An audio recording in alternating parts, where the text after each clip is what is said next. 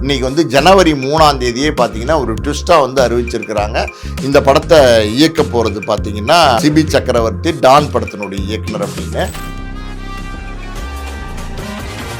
நீங்கள் சொல்கிற மாதிரியான ஒரு ப்ராஜெக்டை பண்ணுறதுக்கான வாய்ப்புகள் இல்லை, அதுக்கு கால அவகாசம் ரொம்ப தேவைப்படும். அப்படி ஒரு ப்ராஜெக்டில் இப்போ ரஜினி நடிக்கவும் மாட்டார், அப்படியான ரிஸ்க்குகளை இப்போ ரஜினி எடுக்கிறதுக்கும் விரும்பலை. அனிருத் வந்து நிறைய ட்ரெண்டிங்கான விஷயங்களை பண்ணிட்டார். இன்னைக்கு ட்ரெண்ட் யங்ஸ்டர்ஸோட பல்ஸ், அதை வந்து அனிருத் நல்லாவே தெரிஞ்சு வச்சிருக்காரு.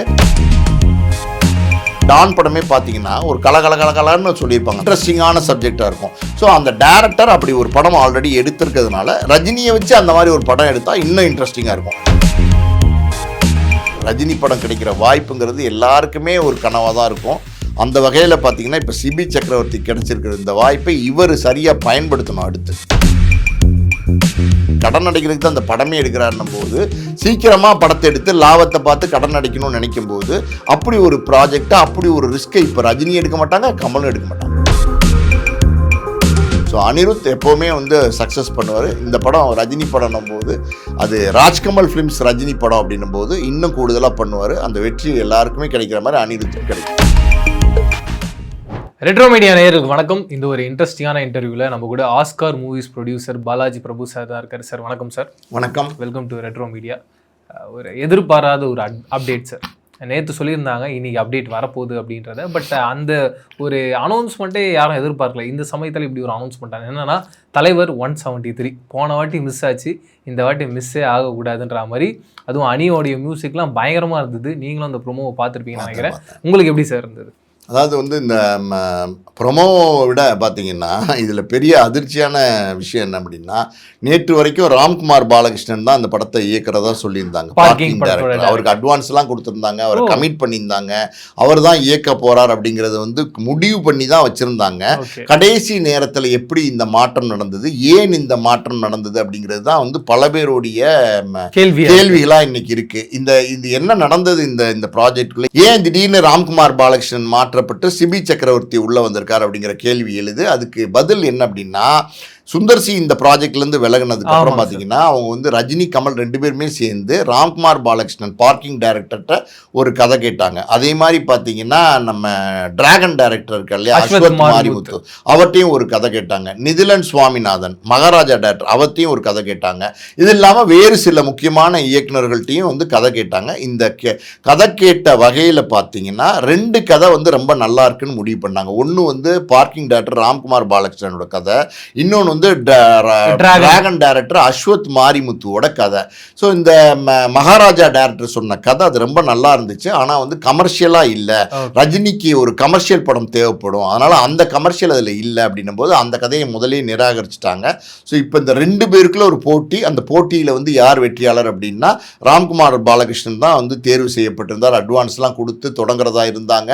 இந்த அனௌன்ஸ்மெண்ட்டை பார்த்தீங்கன்னா டிசம்பர் 12 ரஜினி பிறந்த நாள் அன்னைக்கு வந்து வெளியிடுறதா இருந்தாங்க, 173 அஃபிஷியல் அனௌன்ஸ்மெண்ட்டை. ஆனால் அன்னைக்கு வந்து படையப்பா வந்து ரீரிலீஸ் பண்ணுறதுனால, ஸோ இந்த அனௌன்ஸ்மெண்ட்டை அன்னைக்கு நம்ம பண்ணோம்னா படையப்பாக்கான இம்பார்ட்டன்ஸ் குறைஞ்சிரும், அதனால் அதை அன்னைக்கு அனௌன்ஸ் பண்ண வேண்டாம் அப்படின்னு சொல்லிட்டு அதை அப்படியே ஸ்டாப் பண்ணி வச்சுருந்தாங்க. ஸோ இது வந்து ஜனவரி 10ஆம் தேதி வந்து அஃபிஷியலாக வந்து இந்த படத்தை ராம்குமார் பாலகிருஷ்ணன் தான் இயக்க போகிறான்னு அறிவிக்கிறதுக்கு முன்னாடி இன்னைக்கு வந்து ஜனவரி 3ஆம் தேதியே பார்த்தீங்கன்னா ஒரு ட்விஸ்ட்டாக வந்து அறிவிச்சிருக்கிறாங்க. இந்த படத்தை இயக்க போகிறது பார்த்தீங்கன்னா சிபி சக்கரவர்த்தி, டான் படத்தினுடைய இயக்குனர் அப்படின்னு.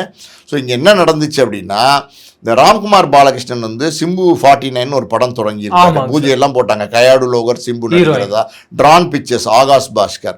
அந்த படத்தில் வந்து கமிட் ஆகி ஒரு அட்வான்ஸ் வாங்கியிருந்தாரு. அந்த படத்துக்கு ஒரு கதையை சொல்லியிருந்தாரு.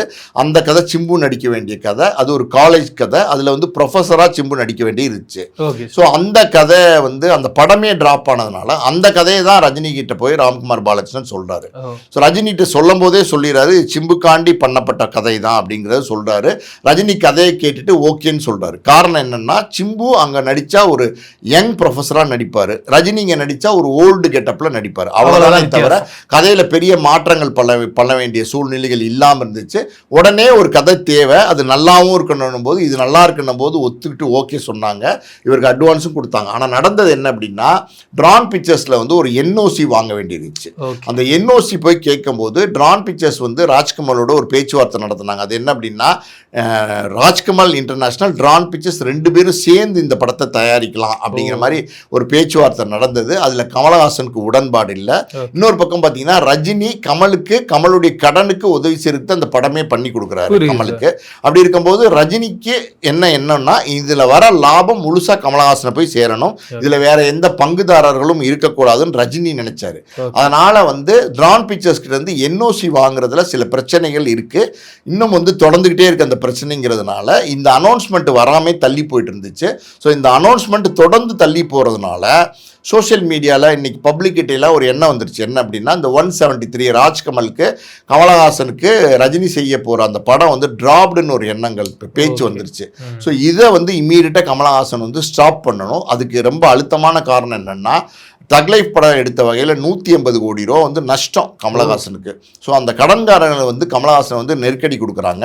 ஸோ அதனால் இம்மீடியட்டாக ஒரு ப்ராஜெக்ட் அனௌன்ஸ் பண்ணால் தான் அதுலேருந்து தப்பிக்க முடியும்னு தான் அவசரமாக சுந்தர்சி ப்ராஜெக்ட் அனௌன்ஸ் பண்ணாங்க, ரஜினி சுந்தர்சி ப்ராஜெக்ட். அது நடக்கலை என்னும் போது அடுத்த ப்ராஜெக்ட் தள்ளி போகுதுன்னும் போது இந்த மாதிரி வதந்திகள் வேற பரவ ஆரம்பிச்சதுக்கப்புறம் பார்த்தீங்கன்னா, இந்த ப்ராஜெக்டை உடனே அனௌன்ஸ் பண்ணணும்னு முடிவு பண்ணும்போது அடுத்து ராம்குமார் பாலகிருஷ்ணனுக்கு அடுத்து யார் இருந்தாங்க, அதாவது வந்து அஸ்வத் மாரிமுத்துவோட கதையை பண்ணலாமா அப்படின்னு முடிவு பண்ணும்போது அங்கே வந்து சிபி சக்கரவர்த்தி உள்ள நுழையிறார், ராஜ்கமல் ஃபிலிம்ஸ் காம்பவுண்டுக்குள்ளே நுழையிறாரு.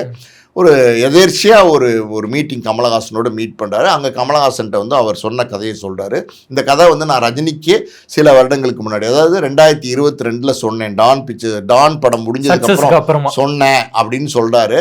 அந்த கதையை வந்து கமல் கேட்குறாரு. அந்த கதை வந்து பார்த்தீங்கன்னா ரொம்ப எக்ஸ்ட்ராடினரியாக இருக்குது, பக்கா கமர்ஷியல் கதை. அது வந்து ரஜினிக்கு ஏற்ற கதை, டெய்லர் மேடா ரெடி பண்ண கதை. நீங்க வந்து இந்த படத்துல ரஜினி டெய்லரா நடிக்கிறாரோன்னு சந்தேகங்களை உருவாக்கி, பட்டன் இருக்கு, டெனிம் கிளாத் இருக்கு, பாஸ்போர்ட் இருக்கு, எல்லாமே அந்த கயிறு இருக்கு, எல்லாம் பார்க்கும்போது ஒருவேளை டெய்லரா நடிக்கிறாரா அப்படின்ற மாதிரி ஒரு சந்தேகங்களையும் எழுப்பியிருக்கு. டீகோட் பண்ணி பார்க்கும்போது அப்படி தோணுது, என்ன தோணுது. பட் இந்த கதை வந்து ரஜினிக்கு ஆப்டா இருக்குன்னொன்னே ரஜினி கிட்ட வந்து கமலஹாசன் சொல்றாரு, இதை வச்சு இந்த கதையை பண்ணலாமே அப்படின்னும் போது, இந்த கதை ரஜினி ஆல்ரெடி கேட்டார் 2022. அன்னைக்கு வந்து பார்த்தீங்கன்னா சிபி சக்கரவர்த்தியோட பண்ணுறதா இருந்துச்சு. சில காரணங்கள், அதாவது சிபி சக்கரவர்த்தி ரஜினிக்கும் ஒரு சில பெரிய அண்டர்ஸ்டாண்டிங் இல்லாமல் இருந்துச்சு, பெருசாக வந்து ஒரு கெமிஸ்ட்ரி ஒர்க் அவுட் ஆகாமல் இருந்துச்சு. இவர் கதை சொல்ல போகிறாரு, அப்போ வந்து ஒரு பெருசாக வந்து ஒருத்தரை பிடிக்கணும்ல, ஒருத்தருடைய அணுகுமுறைன்னு ஒன்று இருக்குல்ல, அது பெருசாக ரஜினிக்கு பிடிக்கல. அப்படிங்கிறதுனால அன்னைக்கு லைக்கா தயாரிக்க வேண்டிய படம் அது அன்னைக்கு வேணான்னு முடிவு பண்ணிட்டாங்க. அந்த கதை வந்து நல்ல கதை தான். ஆனால் இன்னைக்கு வந்து கமல் வந்து அந்த கதையை ரஜினிகிட்ட சிபாரிசு பண்ணி இது ரொம்ப ரொம்ப நல்லா இருக்கு, இதை பண்ணிடலாமே அப்படின்னும் போது ரஜினி வந்து ஒத்துக்கிட்டாரு. அப்படிதான் பார்த்தீங்கன்னா கடைசி நிமிஷ மாற்றம்னு சொல்லுவாங்கல்ல, ஒரு வாரத்துக்குள்ள ராம்குமார் பாலகிருஷ்ணன் இந்த கதை இந்த ப்ரோமோலேருந்து வெளியில வந்து சிபி சக்கரவர்த்தி உள்ள வந்துட்டார். Okay sir. சார் இந்த ஒரு கதையே பயங்கர இன்ட்ரெஸ்டிங்காக இருக்கு.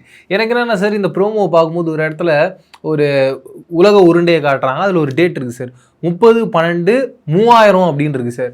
உடனே எல்லாரும் என்ன சொல்கிறாங்கன்னா, இது வந்து ஒரு ஃபியூச்சரை நோக்கி இருக்கு ஒரு படம். ஏன்னா இப்போ ரீசெண்டாக பார்த்தீங்கன்னா நம்ம தளபதி விஜய் அவர்களாகட்டும் கோட்டுன்னு ஒரு சயின்ஸ் ஃபிக்ஷன் படம் பண்ணார். இப்போ எஸ்கேவாகட்டும் அவரும் வந்து ஒரு ஃபியூச்சரை பிளான் பண்ணி ஒரு படம் பண்ணுறாரு. பிரதீப் ரங்கநாதன் ஆகட்டும் அவரும் வந்து ஒரு ஃபியூச்சரிஸ்டிக்கான ஒரு படம் பண்ணுறாரு. எல்லாருமே இந்த சைஃபைல ஃபியூச்சரிஸ்டிக்கான ஒரு படம் பண்ணுறாங்க. அப்படி ஒரு அட்டம்ப்டுக்குள்ளே இது வரைக்கும் எனக்கு தெரிஞ்சு பெரிய அளவில் சைஃபைக்குள்ளே ரஜினி சார் கான்சன்ட்ரேஷன் பண்ணி பார்த்ததில்ல. அப்படி ஒரு அட்டம்ப்டை இந்த கதைக்குள்ளே இறங்கலாமோ, அந்த ஒரு அட்டம்ப்ட் தான் இந்த படம் அப்படின்ற மாதிரி ஒரு ஹிண்ட் ஆடியன்ஸ் கிட்ட கொடுக்குறாங்களோ அப்படின்னு ஒரு கேள்வி வருது சார். நீங்கள் அதை பார்த்துருப்பீங்கன்னு நினைக்கிறேன். உங்களுக்கு அது என்ன சார்? இல்லை, நான் பார்த்தேன். ஆனால் நீங்கள் சொல்கிற மாதிரி அந்த மாதிரியான படங்களை எடுக்கிறதுக்கு ரொம்ப கால அவகாசம் தேவை. ஏன்னா வந்து நுணுக்கமாக எடுக்க வேண்டியிருக்கும். இப்போ 2000 காலகட்டத்தில் நம்ம இருக்கோம். 3000 போது எங்கே போகுது, எத்தனையோ ஆண்டுகள் தாண்டி போகும்போது அப்போ என்ன இருக்கும், அன்னைக்கு எப்படி இருப்பாங்க, என்னென்னமோ இருக்கும். அதெல்லாம் வந்து நடக்கிறதுக்கான சாத்தியங்கள் இருக்குது. அது நடக்கும். நம்ம அது என்னங்கிறத இப்போ நம்ம ப்ரெடிக்ட் பண்ண முடியாது. அப்படி ஒரு கதையை தயார் பண்ணி அப்படி ஒரு கதைக்களத்துக்குள்ளே நம்ம படம் பண்ணணும் அப்படின்னும் போது அது கிட்டத்தட்ட பல வருடங்கள் அதுக்கு ஆகலாம். கிட்டத்தட்ட பாகுபலி எப்படி வந்து பல வருடங்கள் ப்ரொடக்ஷனில் இருந்துச்சோ, அதே மாதிரி வந்து எப்படி சொல்கிறது, கேஜிஎஃப் காந்தாரெல்லாம் நீண்ட வருடங்கள் ப்ரொடக்ஷனில் இருந்துச்சோ, அந்த மாதிரி ஒரு டைம் வந்து தேவைப்படும். நீங்கள் அப்படி ஒரு கதையாக இது இருக்கவே இருக்காதுன்னு உறுதியாக சொல்லலாம். ஏன் அப்படின்னா, நீங்கள் வந்து அனௌன்ஸ்மெண்ட்டை பார்த்தீங்களா, அதில் வந்து 2027 பொங்கல் இது ரிலீஸ் ஆக போகுதுன்னு போட்டிருக்காங்க. அப்படி இருக்கும்போது இப்போ நம்ம வந்து 2026 ஜனவரியில் இருக்கோம். ஸோ ஒரு வருஷம் தான் இருக்குது. இந்த படப்பிடிப்பே பார்த்தீங்கன்னா மார்ச்சில் தான் தொடங்க போகிறாங்க. ஸோ மொத்தத்தில் ஒரு 10 மாதத்துக்குள்ளே இந்த படத்தை வந்து முடித்து ரிலீஸ் பண்ண போகிறாங்க. அப்படி தான் அர்த்தம். இது வந்து ஒரு குறுகிய கால தயாரிப்பு அப்படின்றது தான் அந்த 2027 பொங்கல்னு போட்டிருக்குது நமக்கு உணர்த்துது. அப்படி இருக்கும்போது நீங்கள் சொல்கிற மாதிரியான ஒரு ப்ராஜெக்டை பண்ணுறதுக்கான வாய்ப்புகள் இல்லை. அதுக்கு கால அவகாசம் ரொம்ப தேவைப்படும். அப்படி ஒரு ப்ராஜெக்டில் இப்போ ரஜினி நடிக்கவும் மாட்டார். அப்படியான ரிஸ்க்குகளை இப்போ ரஜினி எடுக்கிறதுக்கும் விரும்பலை. ரஜினியை பொறுத்த வரைக்கும் இப்போ என்னென்னா, அந்த எந்திரன் 2.0 பண்ணார் இல்லையா, அதோடு அதை முடிச்சிட்டார். அதுக்கப்புறம் அதெல்லாம் வேணான்னு முடிச்சிட்டார். காரணம் என்னென்னா, எந்திரன் 2.0 பண்ணும்போது அவர் கொடுத்துருந்தாங்கள ஒரு காஸ்டியூம், அந்த காஸ்டியூமே பார்த்தீங்கன்னா பயங்கர வெயிட், கிட்டத்தட்ட ஒரு 40 கிலோ 50 கிலோ இருக்கிற ஒரு காஸ்டியூமை போட்டு தான் நடிச்சதா சொல்கிறாங்க. ஸோ அது வந்து ரொம்ப ஹெவியான ஒரு காஸ்டியூம். டெய்லி வந்து காலையில் நீங்கள் அதை போட்டிங்கன்னா அதை நினச்ச மாதிரிலாம் கழட்டிக்க முடியாது. அது இரவு படப்பிடிப்பு முடிஞ்சு தான் கழட்ட முடியும். ஸோ நிறைய அசௌகரியங்கள் அந்த நேரத்தில் இருந்ததாகவும் அதையெல்லாம் வேர்க்கும், பல பிரச்சனைகள் இருக்கு. ஸோ அன்னைக்கு 10 வருஷத்துக்கு முன்னாடி ரஜினி அதெல்லாம் தாங்கிட்டாரு. இன்னைக்கு வந்து பார்த்தீங்கன்னா ரஜினியுடைய வயசு இதெல்லாம் யோசிக்கும் போது அப்படி வந்து இப்போ காஸ்டியூமில் போட்டு நடிக்கிறதோ, அப்படி வந்து ரிஸ்கான ப்ராஜெக்ட் பண்ணுறதோ ரஜினி விரும்பலை. ரஜினியை பொறுத்த வரைக்கும் பார்த்தீங்கன்னா ஒரு லைட்டர் வெயிட்டான சப்ஜெக்ட், ஒரு உதாரணத்துக்கு ஜெயிலர் 2, கூலி அந்த மாதிரி தான் எதிர்பார்க்குறாரு. ஆனால் இது வந்து ஒரு மாசான ஹிட் கொடுக்கணும்னு ரஜினி எப்போவுமே நினைப்பாரு. அப்படி ஒரு கதை, மாசான கதை. இப்போ நீங்கள் டான் படமே பார்த்தீங்கன்னா ஒரு கலகலன்னு சொல்லியிருப்பாங்க. ஒரு இன்ட்ரெஸ்டிங்கான சப்ஜெக்டாக இருக்கும். ஸோ அந்த டைரக்டர் அப்படி ஒரு படம் ஆல்ரெடி எடுத்திருக்கிறதுனால ரஜினியை வச்சு அந்த மாதிரி ஒரு படம் எடுத்தால் இன்னும் இன்ட்ரெஸ்டிங்காக இருக்கும். ஒரு எப்படி சொல்கிறது, சிவகார்த்திகேயனுக்கே அவ்வளோ பெரிய வெற்றி கிடைக்கும் போது ரஜினி அப்படி ஒரு மாசான படத்தில் நடிக்கும் போது அது மிகப்பெரிய வெற்றியை ஈட்டி தரும்னு நம்புகிறாங்க. தயாரிப்பாளர் கமலஹாசனும் பார்த்தீங்கன்னா நீங்கள் சொன்ன மாதிரி வந்து நீண்ட கால ப்ரொடக்ஷனுக்கு ஒத்துக்க மாட்டார், ரிஸ்க் எடுக்க மாட்டார். ஒரு குறுகிய கால தயாரிப்பில் தான் படத்தை முடிச்சு லாபம் பார்க்கணும்னு நினைக்கிறாரு. அது இல்லாமல் கடன்காரங்கள்ட்ட கடன் அடைக்கிறதுக்கு தான் அந்த படமே எடுக்கிறாருன்னும் போது சீக்கிரமாக படத்தை எடுத்து லாபத்தை பார்த்து கடன் அடைக்கணும்னு நினைக்கும் போது அப்படி ஒரு ப்ராஜெக்டை, அப்படி ஒரு ரிஸ்க்கை இப்போ ரஜினி எடுக்க மாட்டாங்க, கமலும் எடுக்க மாட்டாங்க. சார் அந்த காலகட்டத்தில் தான் நீங்கள் அனௌன்ஸ்மெண்ட் பண்ணுவீங்க இந்த டேட்டில் படம் ரிலீஸ் ஆக போகுதுன்னு. அப்படி ஒரு விஷயம் நடந்து பல வருஷம் ஆகுதுன்னு நான் நினைக்கிறேன். ரொம்ப வருஷம் கழித்து ஒரு அனௌன்ஸ்மெண்ட், ரிலீஸ் டேட்டை நாங்கள் லாக் பண்ணி படத்தை ஆரம்பிக்க போகிறோன்னு வந்தது இந்த தலைவர் 173 தான். அதுக்கு காரணம் என்ன, ரெண்டாவது அந்த ஒரு ஓவரால் ப்ரோமோலே கடைசியில் சொல்லியிருந்தாங்க எல்லா ஃபேமிலியிலும் ஒரு ஹீரோ இருப்பார், எல்லா ஹீரோவும் ஒரு ஃபேமிலி இருக்கும். அப்போ இந்த கதை ஒரு ஃபேமிலி ட்ராமாவா அப்படின்னு ஒரு கேள்வி வருது. இது ரெண்டுத்துக்கான பதில் நிச்சயமாக நீங்கள் சொன்ன மாதிரி பார்த்தீங்கன்னா அந்த டயலாக்கை வச்சு பார்க்கும்போது நிச்சயமாக அது ஒரு ஃபேமிலி ட்ராமாவாக இருக்கிறதுக்கு தான் வாய்ப்பு இருக்குது.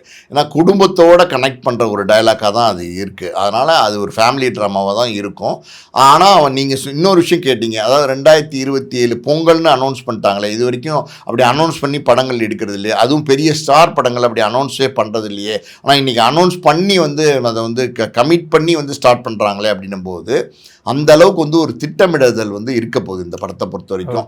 கமல் ப்ரொடக்ஷன் ஹவுஸ், கமல்னும் போது அது வந்து பல பேர் பெரிய பெரிய ஆளுமைகள் அந்த தயாரிப்பு நிறுவனத்தில் வந்து நிர்வாகிகளாக இருக்கிறாங்க. அவங்க வந்து ஒரு படத்தை எப்படி திட்டமிட்டு எடுக்கலாம் அப்படிங்கிறது நல்லா தெரிஞ்சு வச்சவங்க. அதே நேரத்தில் பார்த்தீங்கன்னா ரஜினியும் பார்த்தீங்கன்னா ஒரு குறுகிய கால தயாரிப்பில் நடிக்கிறது தான் இப்போ விருப்பப்படுறாரு.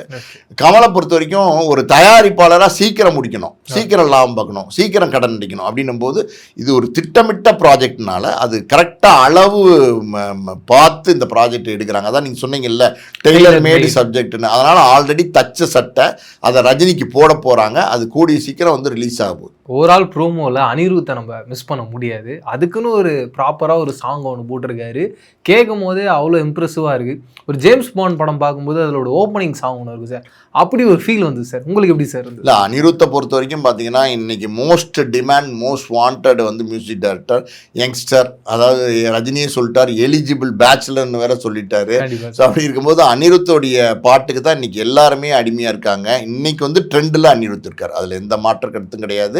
இன்றைக்கி இருக்கிற எல்லா பிரபல நடிகர்களும் அனிருத்தோட மியூசிக்கில் நடிக்கணும்னு தான் விருப்பப்படுறாங்க. ரஜினி, கமல், விஜய், அஜித் எடுத்து பாருங்களேன், எல்லாருமே அனிருத்தோட பயணிக்கிறதுக்கு தான் விரும்புகிறாங்க. அப்படி இருக்கும்போது அனிருத் வந்து நிறையா ட்ரெண்டிங்கான விஷயங்களை பண்ணிட்டார். இன்றைக்கி ட்ரெண்டு யங்ஸ்டர்ஸோட பல்ஸு அதை வந்து அனிருத் நல்லாவே தெரிஞ்சு வச்சுருக்காரு.